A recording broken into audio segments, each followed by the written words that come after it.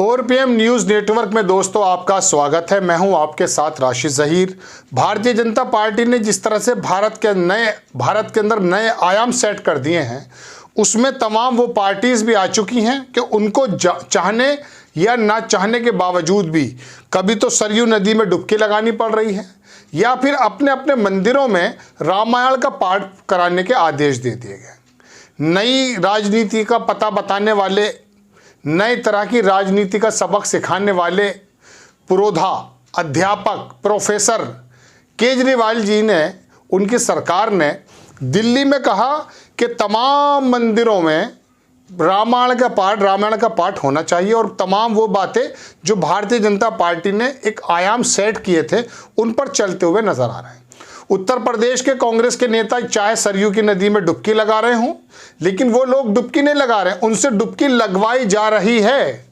अपने अपने एजेंडों को छोड़कर जब भारतीय जनता पार्टी के एजेंडे में चला जाता है तो मुझे याद आ जाती है राहुल गांधी की वो तस्वीरें, जब उन्हें गुजरात के मंदिरों में पूजा करते हुए दिखाया गया। वाकई इसमें कोई दो राय नहीं है कि पूजा करने का जो एक आचरण होना चाहिए या जिस तरह से एक हैबिचुअल बंदा अब भक्ति करता है वो नहीं दिखाई दिया। बल्कि मैं असदुद्दीन की खबर बताने जा रहा हूं आपको, लेकिन उससे पहले मुझे एक बात याद आ जाती, मैंने पहले भी आपके सामने अर्ज की है। राहुल गांधी जब गुजरात के मंदिरों में जा रहे थे जनेऊ पहने वगैरह, तो वो ग्रोवर करके कॉमेडियन है, स्टैंड अप कॉमेडी करता है, उसने कहा कि राहुल गांधी को तो एक्चुअली पूजा करना तरीका आता भी नहीं है। वो भूल गया कि लड़ाई किससे है। सामने खड़ा हुआ बंदा तो साधु है, वो नागा है, उसने वो धूनी लगाए खड़ा है, वो मोदी जी की तरफ इशारा कर रहा था। बहरहाल अरविंद केजरीवाल जो हैं, उनके ऊपर असदुद्दीन ओवैसी ने कटाक्ष किया और कहा कि आरएसएस का छोटा रिचार्ज ने फैसला लिया है कि दिल्ली की हर विधानसभा क्षेत्र में हर महीने के पहले मंगलवार को सुंदरकांड पाठ का आयोजन किया जाएगा। ये फैसला 22 जनवरी के उद्घाटन की वजह से लिया गया है। आपको याद दिला दूं कि ये लोगों ने बिल्किस बानो के मसले पर चुप्पी बनाई रखी थी और कहा था कि वो सिर्फ शिक्षा और सेहत जैसे मसलों पर बात करना चाहते हैं। क्या सुंदरकांड पाठ शिक्षा है या सेहत है? असल बात तो यह है कि इन्हें इंसाफ से परहेज है। संघ के एजेंडे का पूरा साथ दे रहे हैं। हम बाबरी की बात भी ना करें, आप न्याय, मोहब्बत, फलाना का बाजा बजाते रहो और साथ में हिंदुत्व को मजबूत करते रहो। ये बात सही है। अरविंद केजरीवाल जी, अभी मैं मनीष सिसोदिया का आपको अगर संभव हुआ तो बयान दिखा पाऊंगा। गुजरात के अंदर चुनाव प्रचार में जब वो गए तो एक पत्रकार था गोदी मीडिया का, वो गाड़ी पे चढ़ गया था। उसने आकर के पूछा कि साहब बिल्किस बानो के बारे में क्या कहेंगे? तो उन्होंने कहा साहब ये मुद्दे हमारे नहीं हैं, हम सेहत शिक्षा की बात करना है। तो अब ये जो दिल्ली सरकार ने तमाम लोगों को विधानसभाओं में ये जिम्मेदारी दी है, तो योगी आदित्यनाथ जी भी ऐसी जिम्मेदारी दे रहे हैं, तो दिक्कत क्या है? उन्होंने भी कहा कि तमाम मंदिरों के अंदर पाठ होना चाहिए, खास करके उन मंदिरों में वाल्मीकि रामायण पढ़ाई जानी चाहिए जो वाल्मीकि एरियो में है, क्योंकि उनको मालूम है कि तमाम जो वोट टारगेट किस प्रकार से करना है। आप भी अपनी लाइन से हटकर बिजली फ्री दे रहे थे, पानी फ्री दे रहे थे, सड़क सुरक्षा, तमाम चीज़ों का इंतजाम आप करने का दावा कर रहे थे और किया भी था। फिर क्या हो गया? चलिए आपको मैं दूसरी चीज़ दिखाता हूँ। ये तस्वीर जो है, ये इस वक्त मनीष सिसोदिया साहब जो हैं अब तो जेल में है भाई। इनसे वो पत्रकार वो है उपाध्याय नाम का, दिल्ली में जब बाढ़ वगैरह आई थी तो साइड में सूखी हुई सड़क थी, नाले में पड़ा हुआ था और बता रहा था कि केजरीवाल से सरकार संभल नहीं रही है। किसी ने इसका नाले में पड़ा हुआ फोटो और साइड की सूखी हुई सड़क दिखाई, तब जाकर शर्मिंदा हुआ, तब भी नहीं हुआ। बहरहाल इसने मनीष सिसोदिया से यहाँ बड़ा अच्छा सवाल किया।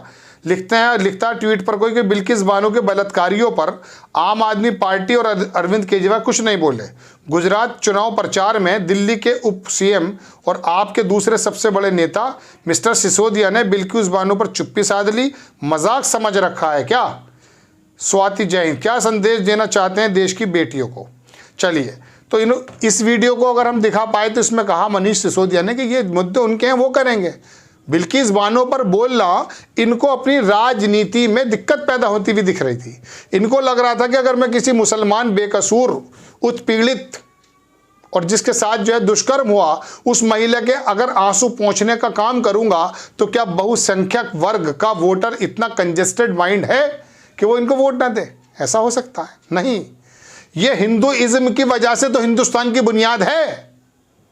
जितने अल्पसंख्यक गरीब और कमजोरों की लड़ाई लड़ रहे हैं, कौन लड़ रहा है बताइए आप? प्रशांत भूषण ओबीसी है, रवीश कुमार पांडे ओबीसी है, बताइए आप मुझे। एससी है, मुस्लिम है, क्या है वो? अरे ये अपर क्लास और हिंदुइज्म को मानने वाला हिंदू जमात का बड़ा भाई की तरह सुरक्षा कर रहा है। 63% लोग आज भी भारतीय जनता पार्टी को वोट नहीं देते, शायद इसलिए नहीं देते क्योंकि उनको उसकी नीतियां नहीं पता, और जो 37% वोट देते हैं वो मजबूरन इसलिए देते हैं कि विपक्ष के अंदर भी बहुत बड़े बागड़ बिल्ले बैठे हैं, उन पर विश्वास नहीं है। उन्होंने कहा कि कब चलिए इनको भी आजमा कर देख लेते हैं, कि कभी परपंच में भी आए हुए हैं बहुत सारे लोग, बेहतर विकल्प नहीं मिल रहा है। वीपी सिंह की सरकार जनता दल की सरकार का हश्र देख रखा है, इस वजह से वो लोग वहां पर हैं। जैसे ही आप बेहतरीन एग्जाम्पल सेट करेंगे वो आपकी तरफ आ जाएंगे, कोई प्रॉब्लम थोड़ी। आए हैं लोग, कर्नाटक में सरकार नहीं बदली, हिमाचल में सरकार नहीं बदली, बताइए कहाँ सरकार नहीं बदली? इन लोगों ने बदल देते हैं। कहीं ईवीएम की जब मसला आ जाता है वो बात दी करें। बहरहाल कहने का मतलब दर्शकों ये है कि केजरीवाल अपनी पार्टी लाइन, अपने सिद्धांत से हट करके अब कह रहे हैं कि साहब सुंदरकांड का पाठ कराएंगे। आप तो ये कहते थे कुछ दिनों पहले कि मेरी माँ ये कहती थी कि ऐसी जगह के मंदिर के दर्शन करने में क्या जाऊंगी जो हथियाई हुई जगह, कुछ इस प्रकार की बात थी। एग्जैक्टली शब्द मुझे मालूम नहीं है, यह भूल रहा हूँ। तो आप ये कहने वाले व्यक्ति अब आकर इन्हीं की पार्टी उस पर आ गए। दर्शन करना, सुंदरकांड का पाठ करना गलत नहीं है, लेकिन सरयू नदी के गोते अब से पहले कब लगा रहे थे आप? उत्तर प्रदेश के नेताओं से अगर मैं पूछूं, कांग्रेस के, पिछले साल लगाए, उससे पिछले साल लगाए, उससे पिछले साल लगाया आपने। लेकिन इस सर्दी में आपको डुबकी देने पे मजबूर कर दिया भारतीय जनता पार्टी के एजेंडे ने, आपकी गर्दनें पकड़कर डुबा दी हैं लगभग, ऐसा लगता है। और केजरीवाल, तुम तो बड़े अपने आप को समझते थे साहब, इंजीनियर हूं और मैं कमिश्नर हूं और इस दुनिया भर कर अलग बदल के रख दूंगा। क्या हुआ आपको? सुंदरकांड पाठ या पूजा पद्धति का कोई भी विरोधी नहीं है। हमारे देश की तो दरअसल बात यह है दर्शकों, मैं आपको बताऊं कि मस्जिदों में अगर मस्जिदें फुल हो जाती थी तो बाहर सड़कों पर, मंदिरों के पत्थरों पर, प्रांगणों में नमाज के लिए वक्त दिया जाता था। आज भी उत्तर प्रदेश के अंदर जब कांवड़ यात्रा निकलती है तो मुस्लिम समाज उन कांवड़ यात्रियों के जख्मों का मदावा करता है, उनके पैरों के छालों को जो है मरहम से लगाता है, शरबत पिलाता है। आज भी मोहब्बत बाकी है। लेकिन ये जो राजनीतिक नौटंकीबाज लोग हैं ना, इन लोगों ने अजीबोगरीब, अरे बात अर्थव्यवस्था की कीजिए, आप सेट कीजिए कि किस प्रकार से जो है कृषि का तमाम जो वो है फंड वो वापस क्यों हो रहा है, किसानों की हालत ख़राब क्यों है। लेकिन आप किसानों की बात करें, जवानों की बात करें, किसकी बात करें, वो खुद जो है ज़ॉम्बी बनने को तैयार है। आपको खबर कैसी लगी अपनी राय कमेंट्स बॉक्स में ज़रूर दीजिए। चैनल को सब्सक्राइब कीजिए, शेयर कीजिए। नेक्स्ट टाइम में किसी खबर के साथ हाजिर होता हूँ। जय हिंद।